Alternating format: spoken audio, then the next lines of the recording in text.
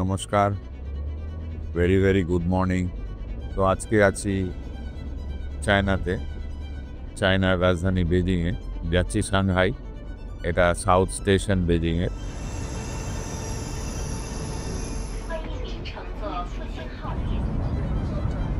Beijing থেকে Shanghai যাবার সবচেয়ে ভালো উপায় চায়নার বুলেট ট্রেনে বা ম্যাগলেভে যাওয়া।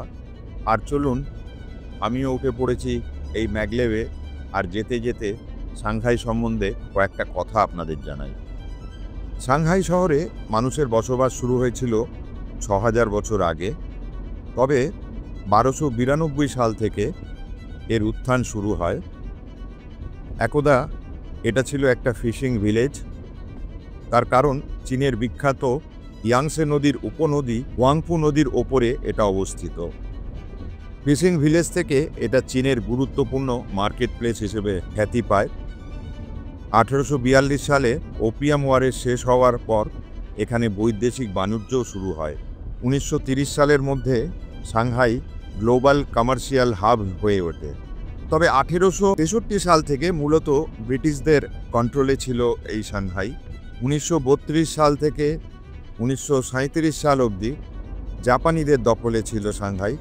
তারপর এটা জাপানিদের হাত থেকে মুক্ত হয়। ১৯৪৯ সাল থেকে এখানে শুরু হয় কমিউনিস্ট শাসন, আর এই শাসন এখনও চলছে। তবে ট্যুরিস্টদের কাছে এটা চায়নার সবচেয়ে জনপ্রিয় শহর। এর প্রাচীন আর আধুনিক সংমিশ্রণ খুবই আকর্ষণীয়। এখানকার মন্দির, museum, shopping street, garden, street food, night life এসবই ট্যুরিস্টদের প্রত্যাশা পূরণ করে চলেছে। নেমে পড়েছি সাংহাই স্টেশনে। ১,০৬৮ কিলোমিটার, ৪ ঘন্টা ২০ মিনিটে এলাম। স্টেশনে নেমে প্রথম কাজ হচ্ছে খাওয়া। তো সবাই স্যুপ খাচ্ছে, আমি একমাত্র লোক বোধহয় তো ফ্রাইড নুডলস খাচ্ছি। নুডলগুলো বেশ মোটা এবং এটাকে হ্যান্ড পুল নুডলসই মনে হচ্ছে, হাতে তৈরি করা। কোনোটা মোটা, একটু সরু, একেবারে মেশিন মেড নয়। বেশ শক্ত নুডলসগুলো, চিবিয়ে খেতে হয়। প্রত্যেকটা নুডলসই বেশ একটা ওই ফ্লেভারটা নিয়েছে। আর একটা ব্যাপার হচ্ছে যে এই পেঁয়াজগুলো কিন্তু খুব মিষ্টি পেঁয়াজ, ভীষণ মিষ্টি পেঁয়াজ। স্টেশনের মধ্যেই মেট্রো, আর এই মেট্রো ধরে চলে এসেছি আমার হস্টেলে। ফ্রি টি অ্যান্ড কফি আছে, খালি wash the cup after the use. রান্নাবান্নাও করা যাবে মনে হচ্ছে, খুব বেশি কিছু নেই। যাই হোক, রান্নাবান্না করা গেলে একটু আমার সুবিধা হয়, একটু সাশ্রয় হয়। এখানে অবশ্য ভীষণ ভালো ওই নুডলসগুলো পাওয়া যায়। সাংহাই আমি এসেছি এর আগে, ১০-১২ বছর আগে। তখন কোম্পানি ট্যুরে এসেছিলাম। ওইটা হচ্ছে সাংহাই টাওয়ার, ওটার ওপর ওঠার প্ল্যান আছে, ওটা থেকে একটু ভিউ পাওয়া যায়। সাংহাই কেন বেড়াতে আসবো, এটা তো একটা প্রশ্ন থাকতেই পারে। দেখুন, পুরো চায়নাই একটা সময় ছিল ইন্ডিয়ান ইকোনমির চেয়ে অনেক পিছিয়ে ছিল এরা। আর সাংহাইয়ের যে বিখ্যাত নদী ওয়াংপু, এটা একটু দূরে, ওখানেই যাবো বাঁধের কাছে। এই নদীর ধার, আর এই আমার হোটেল। ওপর থেকেও নদী ক্রিক দেখা যাচ্ছে, একদিকে নীল আকাশ, আর যেদিক থেকে পরপরে সূর্য আসবে সেদিকটা মেঘলা। Hello Hello. Yeah, do you speak English? 他说你会说英语吗？ no. আমার খুব খারাপ লাগে যখন আমি এই বিভিন্ন দেশের নদীর পাশ দিয়ে যাই। কোনো একটা দেশ আমার এখনো মনে হয়নি যে নদীর ধারটা খারাপ করে রেখেছে। কি এশিয়া বলুন, ইউরোপ বলুন, আমেরিকা বলুন, নদী মানে ওদের কাছে একটা বিরাট বড় প্রাপ্তি। তবে চায়নাতে একটা অসুবিধে আছে, এই বাসে ওঠা। গুগল ম্যাপ কাজ করে না এখানে, তো আপনাকে এখানকার লোকাল ম্যাপ একটা ইউজ করতে হবে। সে কিন্তু আপনাকে আবার চাইনিজেই ট্রান্সলেট করে দেবে। এটা একটা ছোট্ট স্কুটার গাড়ির মতো। সাংহাই তো সেটা বেজিংয়েও আছে, আর এই ট্রলি বাসটা সব জায়গাতেই আছে, বেজিংয়েও আছে, এখানেও আছে। আজকে খুব গরম বলে রাস্তার লোকজন একটু কম দেখতে পাচ্ছি। সব বেরোবে একটু বাদে, নদীর হাওয়া ছাড়বে, তখন দেখবেন ফিল করে বেরোচ্ছে। এখন ঘড়িতে ওদের 5:30 প্রায়। এখানে অফিস কাজারি সব 9টা থেকে 4টে, ম্যাক্সিমাম 5টার মধ্যে বন্ধ হয়ে যায়। বাড়ি গিয়ে বোধহয় চান ধান করে তারপরে বেরো। তবে এখানে আর একটা জিনিস, পুরুষদের তুলনায় মেয়েরা অনেক বেশি স্মার্ট এবং ভেরি ওয়েল স্পোকেন। পুরনো ব্রিটিশ আমলের বিল্ডিংও রয়েছে, মেলানো মেশানো শহর। বান্ধের কাছাকাছি এসে গেছে। তো যখন এরা যুদ্ধে হেরে গেছিল ব্রিটিশদের কাছে, এরা হংকং লুজ করে। সঙ্গে সঙ্গে হংকংয়ের সঙ্গে সঙ্গে এরা সাংহাই, ব্রিটিশরা সাংহাই আর গুয়ানজাওকে পোর্ট হিসাবে ব্যবহার করেছিল এবং এটার উপর একটা আধিপত্যও ছিল। আমার মনে হয় কোনো চাইনিজকে জিজ্ঞেস করলে বান্ধ কোথায় বলতে পারবে না, আমার যতদূর মনে হচ্ছে। যে আমি তবু জিজ্ঞেস করবো একটু মজা করার জন্য। যাই হোক, গল্প করতে করতে এসে গেছি সেই বান্ধ। এটা আমাকে একটু গুগল বাবার সঙ্গে পরামর্শ করতে হবে।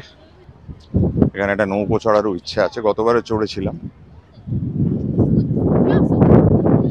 দেখেছেন তো, এদের এখন 7:30 অবধি সন্ধে, 2 ঘন্টা টাইম। 2 ঘন্টা ওরা হ্যাং আউট করবে, তারপর তাড়াতাড়ি সন্ধে হলে দেখবেন একবার সব নিবু নিবু আলো, সব যে যার বাড়ি চলে গেছে। তো এটা নদীর ধারে এসে গেছি। তো এই জায়গাগুলো একটু বেশ নতুন লাগছে, নতুন করে দেখতে পাচ্ছি। বাসে করে আসা আর পায়ে হেঁটে আসার মধ্যে নিশ্চয়ই অনেক পার্থক্য আছে। এই ছবিটা আপনারা দেখেছেন সাংহাই এলেই, এই ছবিটা হচ্ছে আইকনিক ছবি সাংহাইয়ের। চারিদিকে জল আর মাঝখানটায় একটুখানি অফসেট করে বেরিয়ে এসছে। আর এখানে হাওয়া খেতে সব বেরিয়েছেন। ওই যে ক্রুজও হচ্ছে, অনেক রকমের ক্রুজ, কোনটা বেঁটে কোনটা লম্বা। আমাদের রিজার্ভ ব্যাংকের মতো বিল্ডিং দেখতে পাচ্ছেন, সিঙ্গাপুরের মতো বিল্ডিং দেখা যাচ্ছে। সব ব্রিটিশ চাইনিজের একটু কনভার্সন। বেজিং থেকে এসে বেশ গরম লাগছে। বেজিংয়ে কদিন 3-4 দিন খুব হাওয়া পেয়েছি, গরম। ওকে, ওয়ান মোর ওয়েট।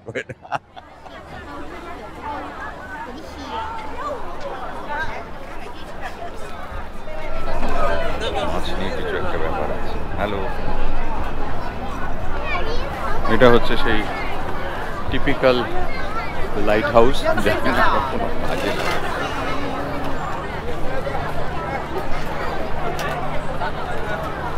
জনসমুদ্র। শহরের ভেতরে প্রচণ্ড গরম। বান্ধ historical Memorial tower,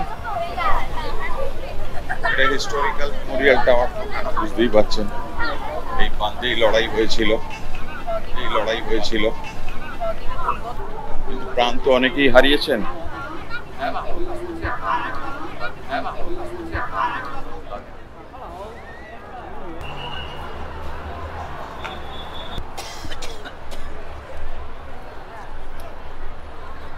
auto rickshaw ধরেছি, এটা আধা সাইকেল রিক্সা আধা অটো রিক্সা। কি বলবো, প্যাটার্নটা হচ্ছে আমাদের রিক্সার মতো, দেখতেই বুঝতে পারবে। মজার ব্যাপার, 20 টাকার ব্যাপার।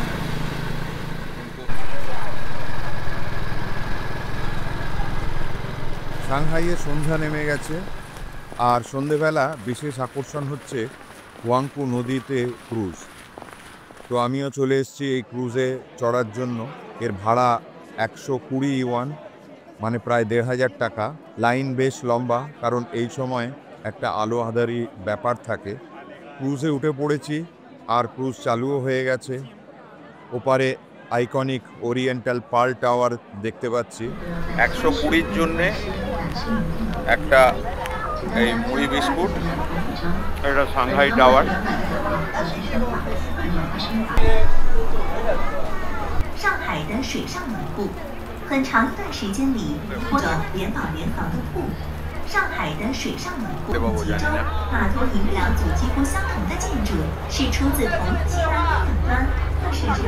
এসে আমাকে একটা আইসক্রিম দিয়ে গেল।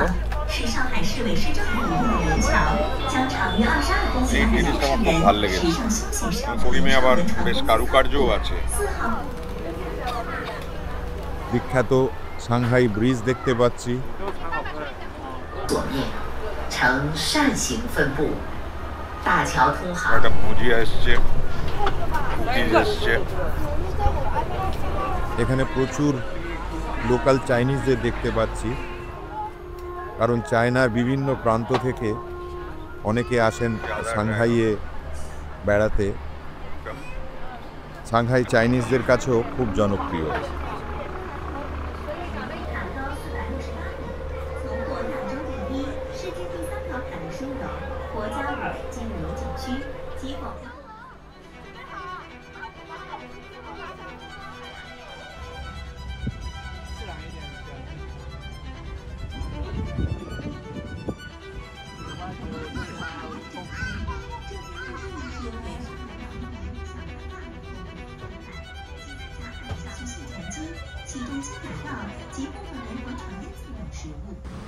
খাবার খুব একটা প্রয়োজন ছিল না, তবে এই দোকানটা দেখে খুব ভালো লাগলো। বেশ সুন্দর দোকানটা, চকচক পরিষ্কার, দামও দেখলাম খুব কম। 200 টাকায় এটা প্লেন রাইস, ভেজিটেবল রাইস, আর তার সঙ্গে একটা স্যুপ দিয়েছে। স্যুপটা তো সব রকম মেশানোই হবে, ওই দিয়ে ভালোভাবেই খাওয়া হয়ে যাবে। কিন্তু আমি দেখতে পাচ্ছি যে একটু কুঁচো কুঁচো বেকন রয়েছে। এটা একটা স্যুপ দেবেই, আর চিলি অয়েলটা প্রথমে দেয়নি, তারপরে দিয়ে গেছে। খাওয়ার ব্যাপারে আমিও অনেক রিসার্চ করেছি, কিন্তু এখন মনে হয় যে খাওয়াটা যদি এনার্জি সাথে হয় ভালো, কারণ সারাদিন দৌড়তে হবে তো, খাওয়াটা যেন এরকম হয়। তবে দোকানটি আমার খুব ভালো লেগেছে, খাবারটা অনবদ্য করেছে। বাড়িতে বানাতে পারবো না, এত সুন্দর করেছে। ডিনার সেরে আবার বেরিয়ে পড়েছি ওরিয়েন্টাল পার্ল টাওয়ারে যাওয়ার উদ্দেশ্যে। তবে এই যাওয়াটা একটু অন্যরকম হবে, যদিও মেট্রো বা গাড়িতে করেও যাওয়া যায় এই টাওয়ারে, কিন্তু আমি যাব এই বাঁধ থেকে পুডংয়ের আন্ডারগ্রাউন্ড টানেল দিয়ে। এটাকে সাইট সিইং টানেল বলা হয়, মূলত এটা ট্যুরিস্টদের জন্যই করা, আর এর দৃশ্য দারুণ উপভোগ্য। এখন এসে গেছি সাংহাইয়ের বিখ্যাত ওরিয়েন্টাল পার্ল টাওয়ারে। সামনেই দেখতে পাচ্ছেন এই বিখ্যাত ফিউচারিস্টিক টিভি টাওয়ার। 1994 সালে এটা তৈরি সম্পূর্ণ হয়। গতবার যখন সাংহাই এসেছিলাম তখন এটা বিশ্বের সবথেকে উঁচু টাওয়ার ছিল। এখন পাশে আরও একটা টাওয়ার তৈরি হচ্ছে, সাংহাই টাওয়ার। তবে এটা এখনও সাংহাইয়ের একটা আইকনিক স্ট্রাকচার। অবজারভেশন ডেক থেকে অসাধারণ ভিউ দেখার জন্য ভিড় বাড়িয়েছেন প্রচুর মানুষ। 468 মিটার উঁচু এই টাওয়ার, তবে 360 ভিউ পেতে 259 মিটারে রয়েছে একটা করিডোর। আমার টিকিট সেখানেই, 13 তলার উপরে উঠতে হবে। আর অনেকগুলো লিফট আছে, লিফটগুলো খুব ফাস্ট, আর এই লিফট দিয়ে চলে এসছি ওপরে। চায়না যে কতটা উন্নতি করেছে এখান থেকে দেখলেই বোঝা যাচ্ছে।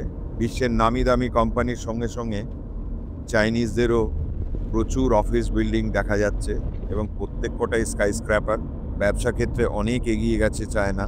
এখানে একটা মিউজিয়ামও আছে, তবে সন্ধ্যের দিকে বন্ধ হয়ে যায়। তবে আপনারা এর পাশে এই সাংহাই টাওয়ারেও উঠতে পারেন। ওখান থেকে যদি দিনের বেলার ভিউ দেখেন তবে সাংহাইয়ের ডিজনিল্যান্ডও দেখা যায়। আমার নিজের এই অবজারভেশন টাওয়ার বা ভিউ টাওয়ার ভীষণ ভাল লাগে। ওপর থেকে ছবি তোলার একটা দারুণ মজা আছে। তবে মোটামুটি সব জায়গাতেই 1500 থেকে 2000 এরকম রেঞ্জে ভাড়া থাকে। ইউরোপের কিছু জায়গায় এটা একটু বেশি, তবে এটাও ওই 1500 থেকে 2000-এর মধ্যে ভাড়া। তবে এটার মধ্যে আবার ডিসকাউন্ট চলে। ওরিয়েন্টাল পার্ল টাওয়ার দেখা হয়ে গেছে, আবার সেই সাইট সিইং টানেল ধরবো, আবার পৌঁছে যাব নদীর ওপারে, আর তারপরে নানজিং রোড হয়ে আমার হোটেলে। নানজিং রোড চায়নার সবচেয়ে বড় কমার্শিয়াল স্ট্রিট, প্রায় 4.5 কিলোমিটার লম্বা। এটাকে ইস্ট আর ওয়েস্ট দুভাগে ভাগ করা হয়েছে, তবে ইস্ট পার্টটাই বেশি সরগরম। বিভিন্ন ধরনের আর্কিটেকচার নিয়ে এটা একটা কালচারাল ল্যান্ডস্কেপ বলতে পারেন। সন্ধেবেলা এখানে যেন একটা ফ্যাশন প্যারেড বলতে পারেন, হিউম্যান প্যারেড বলতে পারেন, একটা প্যারেড দেখতে পাবেন, কারণ এখানে রাত্রিবেলা গাড়ি চলাচল করে না, পুরো রাস্তাটা চলে যায় পেডিস্ট্রিয়ানদের দখলে। আর সমস্ত রকমের ব্র্যান্ড রিটেল এখানে আছে, লোকালও আছে, লোকাল ব্র্যান্ডও সমস্ত রয়েছে। এছাড়া হোটেল, শপিং মল, রেস্টুরেন্ট, বার, পাব সমস্ত কিছু এখানে রয়েছে। এক কথায় বলা যায় এটা একটা পারফেক্ট শপিং স্ট্রিট, যেটা সন্ধেবেলায় আপনাকে আসতেই হবে। এই সেঞ্চুরি টাওয়ার, সেঞ্চুরি হোটেল, এটা একটা ল্যান্ডমার্ক। সব বড় বড় হোটেলও এখানে, হলিডে ইন এখানে। নানজিং রোড মানে হচ্ছে একটা মানে বিশাল হাল্লাগুল্লা ব্যাপার। এত বড় রাস্তা যে লোকেরা হাঁটার ক্ষমতা নেই। আলোর মেলা, মানুষের মেলা, খাদ্যের মেলা, এরকম রাস্তা অনেক জায়গায় আছে। ইভেন আমাদের খুব কাছের দেশ আজেরবাইজানেও একটা এরকম জায়গা আছে, নিজামি স্ট্রিট বলে। সেখানেও মানুষের ঢল থাকে। দেখুন মানুষের ঢল কাকে বলে দেখুন। আমার হোটেল এখান থেকে 15 মিনিট। এই 15 মিনিট হাঁটাটা কতটা উপভোগ্য হতে পারে ভাবুন। শপিং মলের একটু হাওয়া খেয়ে আসি শপিং মলে। তো আপনারা সমস্ত রকম ব্র্যান্ডের সঙ্গে পরিচিত আছেন কিনা জানি না। তো আমি এখন নতুনও ব্র্যান্ড দেখতে পাচ্ছি, যে আরমানি, তারপরে গুচি, হাবিজাবি। আর একটা জিনিস, অভিনব জিনিস দেখাই। এটা দেখুন, এলিভেটর সব আমরা সিধেই পাই, এটা বেঁকে যাচ্ছে, দেখুন পুরো বেঁকে যাচ্ছে। আর এর নিচেই রয়েছে জলপ্রপাত। এটা একদম অভিনব, একদম একেবারে এক্সট্রাভ্যাগেন্ট, মানুষকে অচেতন করে রাখার পক্ষে যথেষ্ট। যাকে এটা ডবল কাজ হলো, একটু বেঁকে ঘোরাও হলো, কি বলবো জানি না, ডান্সিং এলিভেটর বা কি বলবো এটাকে। আবার একটু ঠান্ডাও খাওয়া হলো, বাইরে সাংঘাতিক হিউমিডিটি। তো যাই হোক, আমায় কালকে অনেকগুলো জায়গায় আরও যেতে হবে, তাই এই পর্বটা এখানেই শেষ করব। আপনাদের যদি ভালো লাগে অবশ্যই লাইক দেবেন বা কমেন্ট করবেন। আগামী পর্বে আবার কিছু আকর্ষণ নিয়ে আসব সাংহাইয়ের। আশা করি ভালো থাকবেন এবং ট্রাভেল করবেন।